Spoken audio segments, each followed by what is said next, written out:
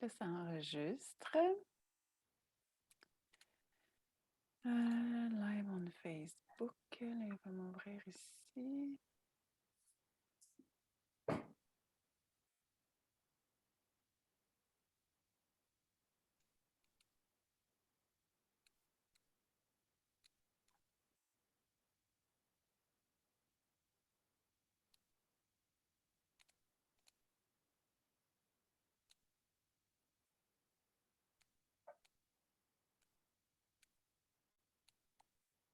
OK.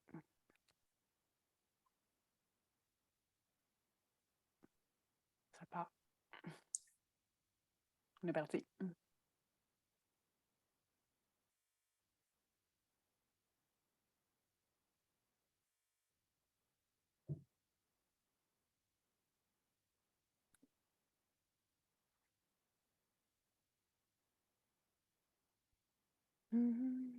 Donc, je crois qu'on est en ligne. J'essaie de voir.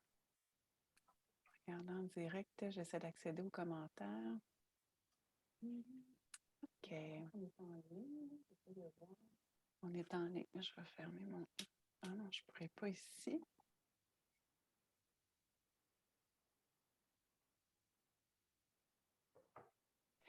Je vais en profiter tout de suite pendant que on commence le tout pour mettre les liens dans les commentaires. Comme ça, je vais être libérée de cette tâche. Oui, bonne idée.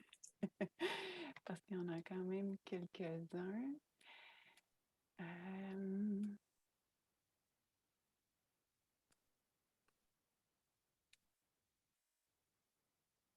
J'avais ici... Qu'est-ce qu'on avait parlé?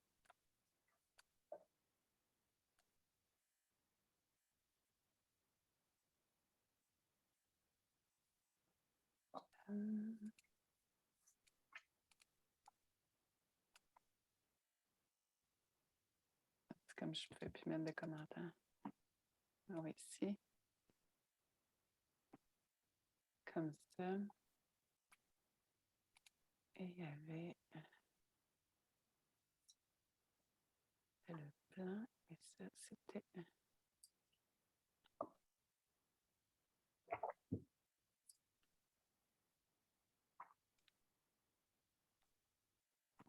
Et voilà. Donc, il y a déjà dans les commentaires les liens qu'on voulait proposer aux gens ce soir. Alors, je ne sais pas s'il y a des gens qui sont déjà arrivés. Il est 19h32. Donc, on pourrait tranquillement commencer. S'il y a des gens qui sont avec nous ce soir, n'hésitez pas à nous faire un petit coucou, nous écrire bonjour, d'où vous êtes. Ça va nous faire plaisir de voir un peu à qui on a affaire. Et ce soir, bienvenue à ceux qui sont présents avec nous pour ce 3e Facebook Live de la Maison de la famille des Pays d'en haut. Donc, je suis Geneviève Cusson, je suis orthopédagogue et consultante chez Futé. Et j'ai l'honneur d'animer les Facebook Live en collaboration avec la Maison de la famille des Pays d'en haut. Facebook Live qui ont pour mission de répondre à vos questions par rapport au développement et à la vie scolaire de vos enfants de 6 à 12 ans. Donc, ce soir, on reçoit encore une fois la super Rachel Asselin-David, donc qui est Bonjour! psychoéducatrice. Salut Rachel! Psychoéducatrice au CI3S de Laurentides et avec qui on va aborder ce soir le thème des devoirs et des leçons. Donc, en fait, si vous écoutez le Facebook Live de ce soir et si le thème vous intéresse, c'est qu'on considère que probablement que la période des devoirs et des leçons n'est pas toujours facile. On sait que c'est une période qui n'est pas toujours simple à la maison à gérer. Les enfants ne veulent pas toujours collaborer. Et pourtant, ce qui est le plus important dans cette période-là, ça demeure quand même la relation avec votre enfant, donc de maintenir une bonne relation avec votre enfant. Alors, avec Rachel, ce soir, on va regarder différents trucs et astuces pour maintenir une bonne relation avec votre enfant tout en faisant les devoirs et les leçons aussi, parce que c'est tout aussi important. Donc, Rachel, peux-tu, pour ceux qui ne nous étaient pas là le mois dernier, peut-être nous rappeler un peu quel est ton rôle en tant que psychoéducatrice en CI3S? Oui, donc ça me fait plaisir d'être avec vous ce soir. En fait, une psychoéducatrice en CLSC, ça va travailler avec les clients qui ont des difficultés d'adaptation.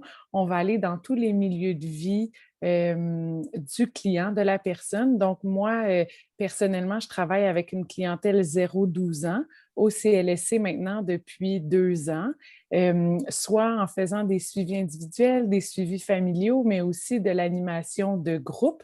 Donc, la dernière fois, c'était sur l'anxiété. On donnait un groupe sur l'anxiété, puis on donne aussi un groupe au CLSC sur la relation parent-enfant 6-11 ans. Alors, ça me fait plaisir d'être avec vous ce soir. Super, donc le thème est vraiment dans tes cordes ce soir, encore une fois. Donc Rachel, en fait, je rappelle aux gens qui nous écoutent ce soir, si jamais vous avez des questions en cours de route, n'hésitez pas à les mettre dans les commentaires. On va prendre un petit temps à la fin pour essayer de répondre. Puis si on manque de temps, mais on va mettre, les réponses à vos questions sur la page, Facebook de la Maison de la famille des Pays d'en haut. Donc n'hésitez pas, ça va nous faire plaisir de répondre à vos commentaires. Alors, la question qui tue, finalement, la première question que les parents se posent souvent, c'est: «Est-ce que c'est vraiment nécessaire de faire les devoirs et les leçons le soir?» Bonne question, bonne question. En fait, c'est nécessaire pour plusieurs raisons. La première, d'abord, c'est que les études vont démontrer que quand l'enfant perçoit et ressent que son parent est impliqué dans son cheminement scolaire, déjà, ça va être un facteur de réussite gagnant pour l'école. Donc, déjà, là, c'est une belle opportunité pour le parent de faire le suivi par rapport aux apprentissages, puis justement au quotidien que va vivre l'enfant à l'école. Ensuite, d'un point de vue plus pragmatique, les devoirs et les leçons, on sait, ça sert à réviser, ça sert à s'exercer dans la matière qui va être plus difficile, mais aussi dans les matières qui vont être mieux compris. Donc, c'est une façon là, de généraliser les apprentissages que l'enfant il va faire.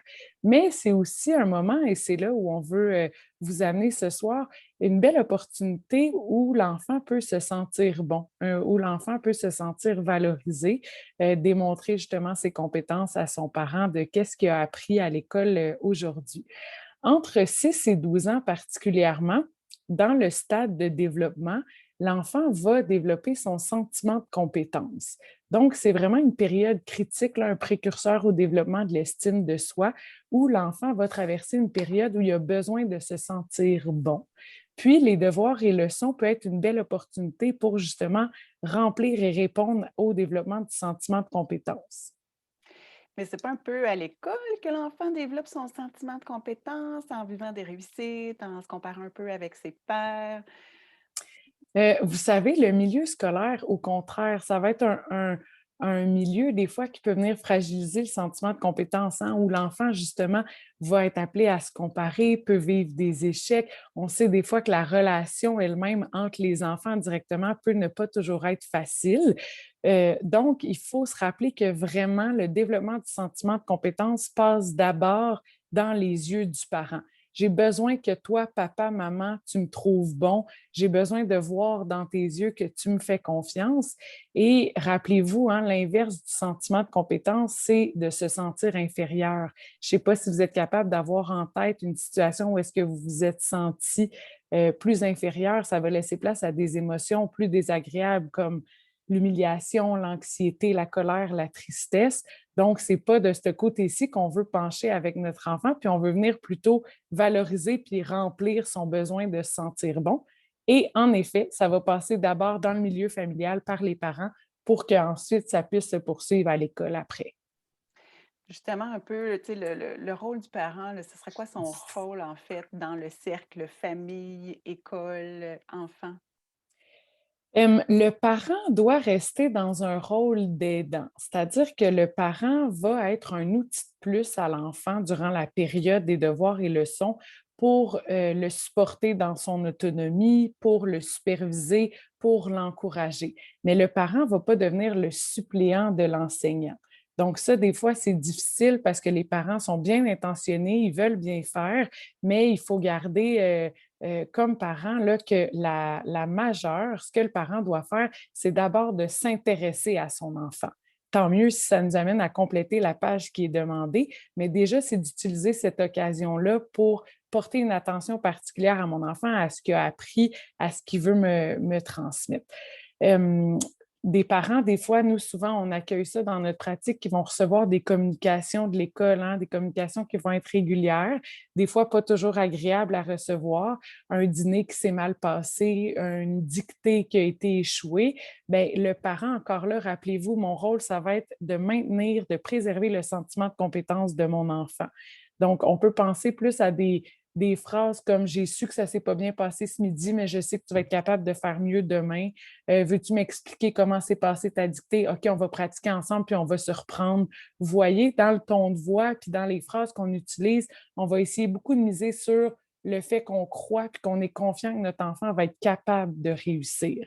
Une situation qui se passe à l'école, si on pense par exemple à un comportement, bien, on va miser qu'elle soit réglée à même le milieu scolaire. Donc, nous, comme parents, c'est correct d'être mis au courant, de transmettre à notre enfant qu'on le sait. Puis ensuite de ça, l'idée, ça va être beaucoup de le renforcer puis de l'encourager à faire mieux la prochaine fois parce on sait qu'il est capable, pardon, de faire mieux la prochaine fois. C'est intéressant ça. Puis, ben, on sait que l'implication des parents, c'est un des facteurs de la réussite scolaire des enfants. Donc, on veut que les parents soient impliqués dans la vie scolaire des enfants. Puis, ça passe nécessairement ben, très souvent par les devoirs et leçons, on veut pas, hein? C'est le contact le plus direct qu'on a avec l'école comme parents. Alors, pour préserver justement le sentiment de compétence de l'enfant, est-ce qu'il y a des stratégies, Rachel, que tu pourrais nous proposer pendant la période des devoirs et des leçons pour que le parent continue à s'impliquer, mais c'est ça, tout en préservant l'estime de soi de l'enfant? Oui, en fait, il faut avoir en tête que notre enfant, il passe beaucoup d'heures à l'école, hein, dans une journée et qu'il va passer beaucoup d'heures dans sa vie, hein. Notre enfant va être minimalement à l'école jusqu'à 16 ans. Donc, notre rôle, là, ça va être de maintenir sa chandelle allumée, de valoriser ses efforts. Comment qu'on peut faire en sorte déjà de préserver notre enfant, de l'encourager puis de ne pas le démotiver? Bien, ça veut dire que quand il revient de l'école, on le sait qu'il a été plusieurs heures à l'école, ça peut être pertinent d'y donner un temps pour qu'il décompresse. Souvent, les enfants vont avoir besoin d'un temps de détente, même si des fois, comme adulte, on pourrait se dire, bien, plus on le fait tôt, plus il va être en forme pour faire les devoirs et leçons. Des fois, ce n'est pas nécessairement en sortant de l'autobus que ça va être un bon moment pour le faire. On est conscient que la routine du soir dans une famille, hein, ça passe vite. On a peu de temps pour faire beaucoup de choses. Donc, quand je vous parle d'un temps pour décompresser, on peut penser à 15 minutes, juste de donner l'opportunité à l'enfant de laisser son sac à dos, d'aller jouer dehors, de prendre une collation, de se retirer un peu dans sa chambre si c'est ça qu'il a besoin. Donc, de lui permettre là, d'avoir un 15-20 minutes où il peut décompresser, c'est quelque chose qui va être gagnant. Même, je vous dirais, pour certains enfants, pas pour tous les enfants, mais pour certains enfants, juste de les questionner. Comment s'est passée ta journée? Puis ta dictée de ce matin, on va avoir l'impression là, qu'ils vont revenir chargés émotivement. Puis c'est comme des petits volcans qui se sont contenus toute la journée. Donc, des fois, il faut même laisser ces questions-là de côté, plutôt accueillir notre enfant comment il est, puis relâcher là, pendant un 15-20 minutes pour qu'il puisse décompresser de sa journée. OK, donc on n'achale pas trop notre enfant tout de suite en débarquant de l'autobus avec sa journée d'école et ses devoirs, leçons, on lui donne un temps. Mais, est-ce qu'il y a un moment idéal dans la soirée pour aborder les devoirs et leçons selon toi? Bien, ça va dépendre, je vous dirais, de votre réalité, de votre contexte familial. C'est sûr que l'idée, c'est d'offrir un moment à l'enfant où est-ce qu'il ne va pas avoir beaucoup, où les distractions dans l'environnement vont être limitées. Donc, des fois, c'est déjà de voir où est-ce qu'il peut s'installer pour faire les devoirs et leçons, puis qu'est-ce qui se passe autour de lui quand il le fait. Le petit frère, la petite sœur qui court autour, le souper qui cuit en même temps, puis maman qui parle au téléphone pour finir sa journée de travail. Des fois, ça peut être beaucoup, particulièrement si on pense à des enfants qui ont des diagnostics de déficit d'attention. Donc, il vaut mieux choisir un moment dans la routine où est-ce qu'on est capable là, de contrôler les distractions qui sont présentes dans l'environnement. Puis, je vous amène aussi là, à allumer une petite lumière par rapport aux enfants, des fois, qui vont être médicamentés, hein. On parlait des diagnostics de déficit d'attention. Il faut avoir en tête que les devoirs et leçons se déroulent le soir. Des fois, les enfants vont être plus fatigués, l'effet de la médication va être moindre aussi. Donc, c'est de doser là, à quel moment on est capable d'avoir le plus accès à l'enfant puis qui est capable de nous donner le plus d'efforts possible malgré la journée d'école qu'il a passée. Donc, c'est important de trouver des moments calmes, sans distraction, pour faire les devoirs et les leçons, mais en même temps, on sait que c'est pas toujours évident, hein, dans la routine familiale. Il y a beaucoup d'activités, les brouhahas, des fois des cours, la fratrie, donc ça fait des soirées quand même bien remplies. Il y a, il y a des familles qui choisissent d'ailleurs de mettre des périodes de devoirs et leçons la fin de semaine, de faire plusieurs petites périodes, soit à même une soirée ou échelonnées tout au long de la semaine, où on se dit que les jeudis, bon, étant donné que, je ne sais pas, papa, maman rentrent plus tard de travailler, on se dit que c'est congé de devoirs et leçons. Donc, c'est vraiment de trouver dans votre réalité familiale l'équilibre entre qu'est-ce que mon enfant peut me donner, ses capacités, sa disponibilité, mais aussi en fonction des exigences de l'école, hein. C'est ça aussi auquel on veut répondre, les attentes de l'enseignant, l'enseignante. Donc, c'est de voir là, ça peut être quoi les petits moments qui font plus de sens. Souvent, moi, je vais recommander de faire des courtes périodes plus souvent que de passer vraiment une heure puis d'essayer de faire tous les devoirs et leçons puis que ça termine en conflit ou en situation plus difficile. Oui, effectivement. Donc, si on fait une, deux, trois petites périodes là, dans la soirée ou même le matin, des fois, ça peut être un bon moment dans certaines familles. Par quoi on commence? Il y a beaucoup de choses Bien, à faire, là. oui, c'est ça. Puis je vous invite à ne pas tomber dans le piège. Souvent, l'enfant va avoir tendance à commencer par le devoir, par la matière dans laquelle il va être bon. Le parent va dire non, non, non, on ne va pas faire tes mathématiques, on va faire ton français. C'est là-dedans que tu as de la difficulté. Mais en prenant la matière dans laquelle l'enfant se sent bon, il répond à son besoin de se sentir compétent. Donc, il faut plutôt le laisser aller là-dedans, l'encourager, valoriser ses efforts, le laisser choisir par quoi il veut commencer, en sachant qu'après ça, on va faire la matière ou le devoir qui est un petit peu moins agréable pour lui. Donc, ça, c'est intéressant parce que souvent, on va avoir le contraire comme parent, alors que quand on a en tête que mon enfant, ben, il veut me montrer dans quoi il est capable, de quoi il est capable, on va plutôt l'encourager là-dedans. Ah, super. Puis moi, j'ajouterais aussi que c'est pas nécessaire que l'enfant remette un devoir parfait. C'est un enfant qui est en cours d'apprentissage. On ne s'attend pas à l'école à ce que tout soit bien fait, parfait. C'est normal qu'il y ait des erreurs.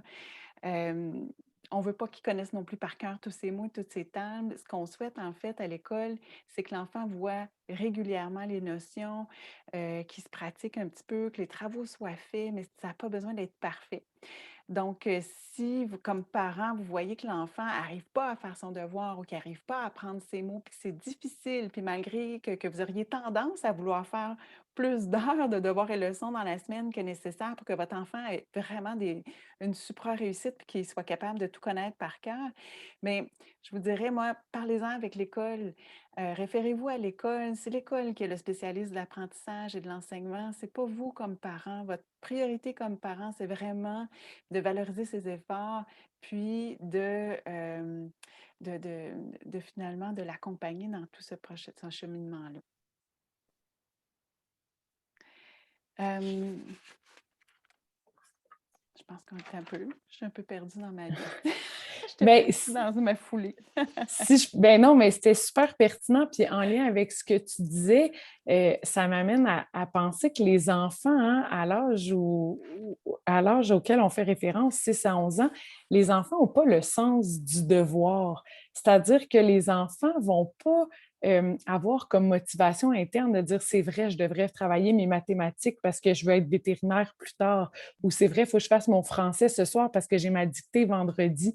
Ça, c'est pas quelque chose qui va être motivant pour l'enfant. Ils ne sont pas rendus là à avoir cette motivation-là puis ce sens du devoir-là. Alors, on va plutôt miser sur le fait que faut que la période des devoirs et leçons soit agréable, puis on va vous, juste dans quelques minutes, vous parler de quelques moyens qui peuvent rendre la période des devoirs et leçons un petit peu plus agréable, mais on va aussi miser sur qu'est-ce qui se passe juste après la période des devoirs et leçons pour venir motiver mon enfant. Est-ce qu'il peut avoir droit à une petite récompense? Est-ce qu'il peut avoir droit à un temps d'écran, à une sortie dehors, aller jouer avec la voisine avant le bain? Tu sais, ça, c'est quelque chose qui va venir là, directement motiver mon enfant à se mobiliser pour le temps du devoir et leçon. J'ajouterais, puis ça, on était d'accord là-dessus, hein, Geneviève, qu'il n'y a pas d'enfants paresseux. Ça n'existe pas les enfants paresseux, puis on va plutôt devoir chercher pourquoi c'est si difficile pour mon enfant de se mettre à la tâche? Est-ce que c'est parce qu'il ne comprend pas? Est-ce que c'est parce que pour lui, ça génère de l'anxiété? Peut-être que c'est pas un bon moment pour lui dans la routine, puis il sait que de toute façon, il va échouer. Donc, il faut essayer de creuser un petit peu plus loin là, quand on voit que c'est persistant comme problématique. Oui, effectivement, je suis d'accord avec toi parce que j'ai toujours dit que moi, j'ai jamais rencontré d'enfant paresseux. Il y a toujours quelque chose derrière. Il faut creuser un petit peu. Donc, est-ce que tu as d'autres astuces pour faciliter la période des devoirs et des leçons, là, pour éviter qu'il y ait des conflits parents-enfants? Parce que c'est ça qu'on veut éviter, en fait, là. Oui, exact. Déjà de segmenter la tâche, puis de cadrer le temps là, des devoirs et leçons. Par exemple, si je dis à mon enfant, ce soir, on se rend jusqu'à la phrase numéro 12 ou ce soir, on se rend jusqu'à telle page, bien déjà de voir que l'objectif est atteignable, ça peut venir l'aider, le motiver. On peut utiliser aussi un repère visuel, une minuterie, hein, dire on fait un 15 minutes bien investi, puis après ça, c'est terminé. L'enfant voit combien de temps il lui reste à fournir les efforts. Puis, moi, j'encourage les parents à tolérer aussi que mon enfant, peut-être que pour lui, il a besoin de bouger en faisant les devoirs et leçons, hein. Il a dû se contenir toute la journée, comme on disait tantôt. Peut-être que lui il est capable de me donner les mathématiques ou de participer en marchant autour de la table. Peut-être qu'il a besoin d'être assis, debout, couché. Si je sens que mon enfant est capable d'être concentré, ben c'est correct de tolérer qu'il soit dans différentes positions durant la période des devoirs et leçons. Aussi, ça peut être vraiment pertinent de construire un bac à devoirs, hein, ou une valise ou quelque chose qui contient du matériel ludique. Les enfants apprennent par le jeu, sont motivés par le jeu. Donc, juste d'avoir des craies, des crayons qu'on peut écrire dans la fenêtre, de la poudre de jello pour tracer des choses dans le jello.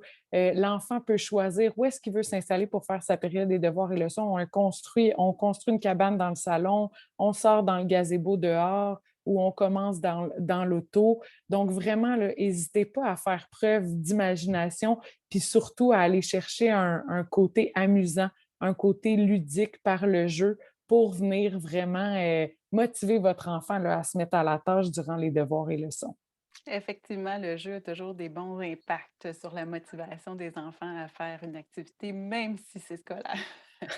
Et en primeur, ce soir, donc, on a la grande nouvelle depuis aujourd'hui, en fait, depuis quelques heures seulement, sur la nouvelle chaîne YouTube de la Maison de la Famille, vous est offerte 16 capsules vidéo pour apprendre, bien, pour vous aider comme parents à accompagner vos enfants à faire les devoirs et leçons, que ce soit pour apprendre les mots de vocabulaire, les verbes, les tables, pour mémoriser, pour faire la lecture, donc il y a 16 capsules vidéo.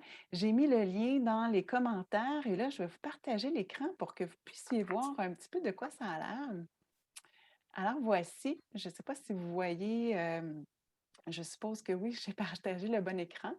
Donc, il y a 16 capsules vidéo qui, de 2 à 5 minutes, c'est tout court, mais qui visent à vraiment vous donner un ensemble de trucs et astuces, des idées pour faire des périodes de devoirs et de leçons de façon amusante, puis de façon à ce que vous puissiez avoir du plaisir avec votre enfant, parce que ce qu'on souhaite, c'est que vous préserviez votre relation avec lui en tout temps. Et aussi sur la même chaîne YouTube, je vais juste changer. Mais ce n'est pas sur la chaîne YouTube, mais dans les commentaires. Je vous ai mis aussi un outil qu'on a développé pour planifier les devoirs et les leçons, qui est celui-ci. Donc, c'est un outil qui s'imprime recto verso. Malheureusement, c'est une impression à chaque semaine que vous allez devoir faire, à moins de le plastifier, là. Mais donc, à tous les soirs, vous pouvez choisir, dans le fond, quel travail faire ce soir-là. Pas obligé qu'on fasse tous les soirs, tous les mots de vocabulaire, puis toutes les tables de mathématiques, là, on peut les varier dans le temps aussi. Donc, on peut décider que ce soir, on fait un peu de vocabulaire, puis un peu de lecture.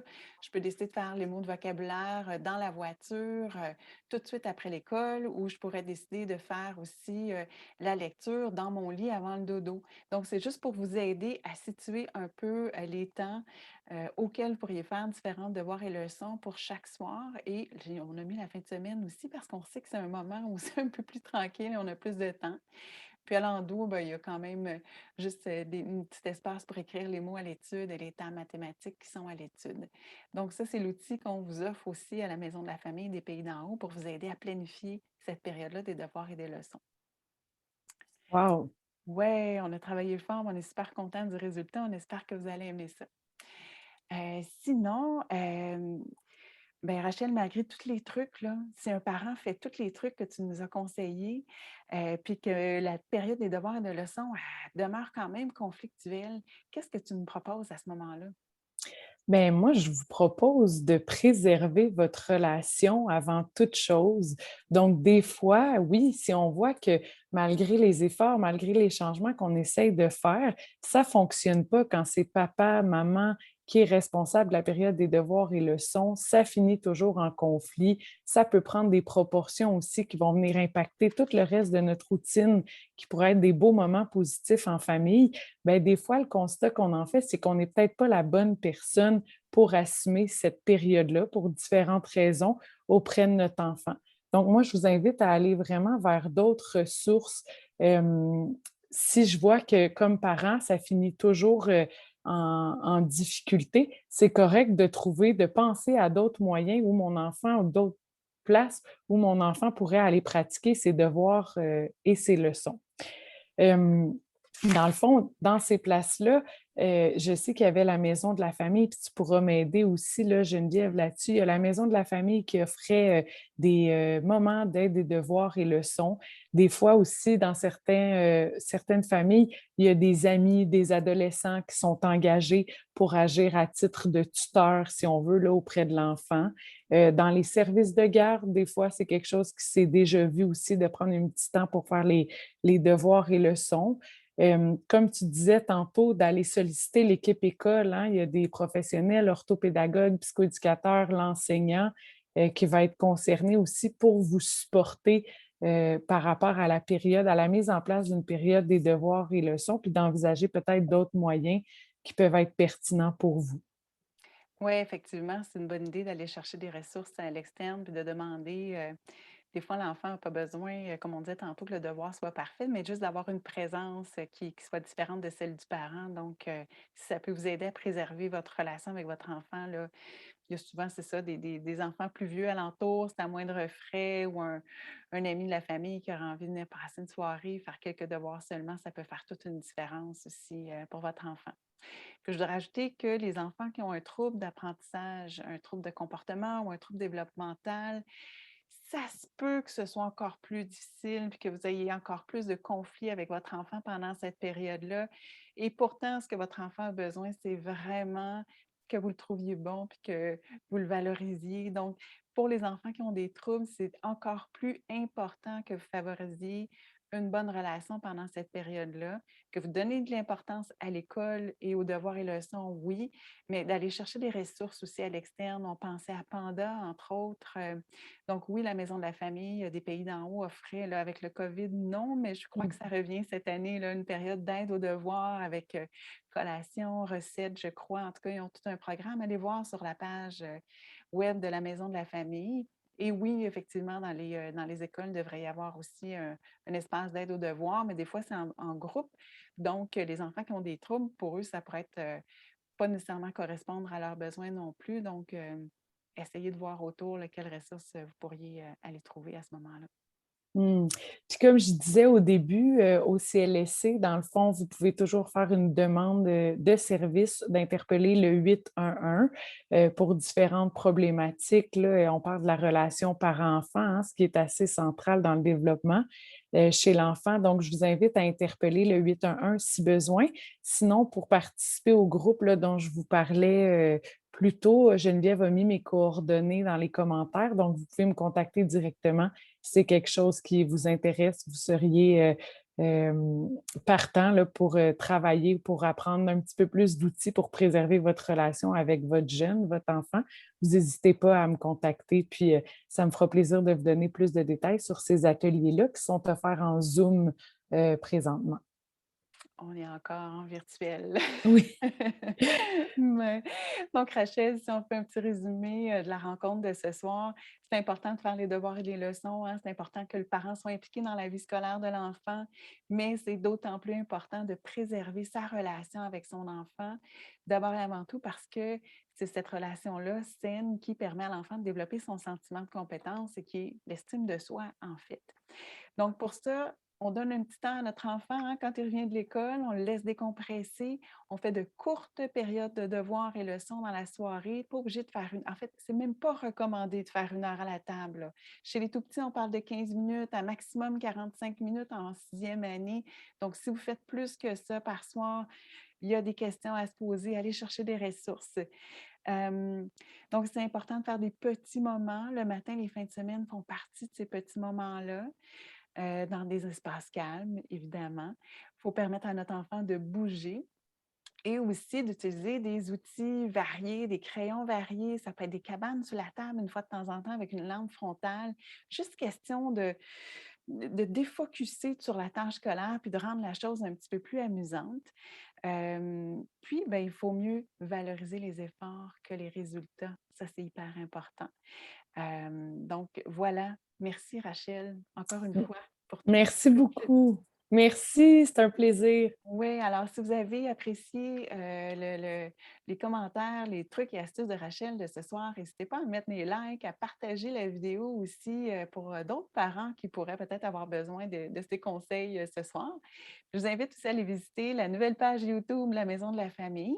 Donc, tous les Facebook Live qu'on va faire cette année vont y être déposés, mais vous avez maintenant accès aux 16 capsules vidéo de 2 à 5 minutes pour vous donner des idées et des trucs pour faire les devoirs et les leçons avec votre enfant de manière à ce que ce soit amusant. Donc, allez voir, allez-y, jetez un petit œil. Et puis, ben voilà, sinon c'est bon, on a fait le tour des devoirs et leçons pour nous ce soir. Et on se retrouve au prochain Facebook Live qui devrait être le 26 octobre prochain avec un nouvel invité et un nouveau sujet sur la vie scolaire et le développement de votre enfant de 6 à 12 ans. Bien, merci encore, Rachel. Toujours Merci apprécié de te beaucoup. retrouver. Bonne soirée à tous. Merci. Merci. Oh, attends, je vais voir s'il y Ah avait des oui, si on a commentaires, des des questions. questions, Excusez, je suis comme bien partie sûr. trop vite, hein? Donc, j'ai Luzia Henry qui nous dit un peu hors sujet, mais aussi dans les devoirs, avez-vous des trucs pour les parents que font l'école à la maison? On fait aussi les devoirs et c'est un peu difficile des fois avec un horaire spécifique ou laisser l'enfant choisir l'heure pour ses leçons. Donc oui, je pense qu'on pourrait, je vous suggère de laisser un peu de latitude à votre enfant pour qu'il puisse peut-être placer dans son horaire les moments qui lui conviennent mieux pour faire certaines études ou certains devoirs. Puis comme parent, hein, notre rôle, c'est de superviser, d'accompagner. C'est sûr que vous êtes parent enseignant à la maison, mais peut-être de dissocier finalement votre soutien pendant que vous faites l'enseignement versus pendant que vous faites les devoirs à la maison. Donc, pour que votre enfant apprenne aussi à développer son autonomie, puis à apprendre à organiser ses tâches, son agenda. Donc, vous pourriez juste superviser à ce moment-là à organiser ses devoirs et ses leçons, puis le laisser faire un petit peu, puis récupérer ça le lendemain, comme un vrai prof. Donc, c'était la seule question. Rachel, je ne sais pas si tu avais autre chose à Non, ajouter. ça répondait bien. Je trouvais ça pertinent comme question aussi, étant donné que c'est un contexte particulier. Mais oui, j'irais dans le même sens. L'idée, peut-être, dans cette période-là, étant donné le contexte d'enseignement à la maison, ça serait de miser sur son autonomie. Donc, peut-être aussi de rendre explicite à l'enfant c'est quoi notre objectif. OK, là, c'est la période des devoirs et leçons. On regarde, on met un petit indice qui rappelle à l'enfant que, ah oui, dans cette période-là, j'ai justement un 15 minutes là, où est-ce que j'interpelle maman, papa après pour pouvoir essayer de travailler un petit peu plus toute seule. Donc, de bien cadrer là, auprès de l'enfant quand c'est une période d'enseignement versus oups, quand on bascule dans une période plus des devoirs et leçons. Excellent. Donc, c'était notre seule question pour nous ce soir. Sinon, tu as un beau bravo de Audrey Tillove, je crois. Oui, Audrey. En tout cas, c'est un beau Ben, bravo. merci. Merci beaucoup, tout le monde. Merci, à la prochaine, au 26 octobre. À bientôt. Bye bye. Bye!